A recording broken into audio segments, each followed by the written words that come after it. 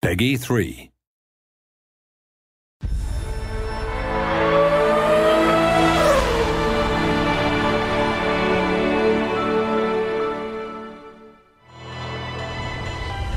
Welcome to the second developer diary for F1 2011.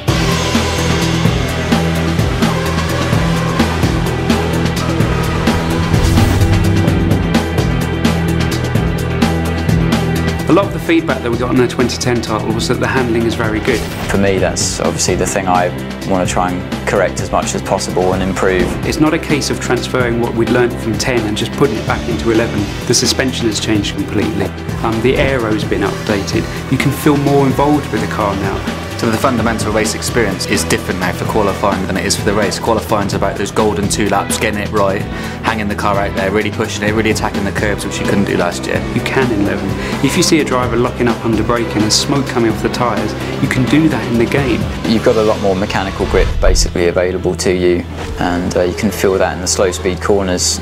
I think it's fair to say last year we were trying to balance handling and AI at the same time, whereas a year later we've already got that foundation there. The easiest way to look at the AI this time around is they're more dynamic in their decisions. In F1 2010 they would often make the right decision, but then that situation would change and they were committed to a course of action, whereas in F1 2011 they're aware of all the variables, all the surroundings, and they're able to adapt their responses on the fly if things change. It's about them being in sync with the player, following the rhythm of the race. You know, they'll go for an overtake, you know, a bit of draft, and all of a sudden that side of the track's not the right one to be on. They're much more likely to pull back in rather than just try a crazy move around the outside. I mean, they can certainly make mistakes.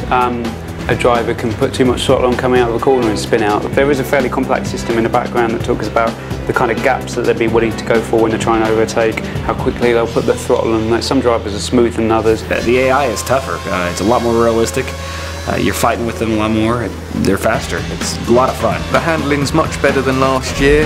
There's a lot more control than there used to be with the oversteer and the understeer. You can really feel the car and also save it if you get a bit of a moment. So now you can race nose to tail at such extreme speeds.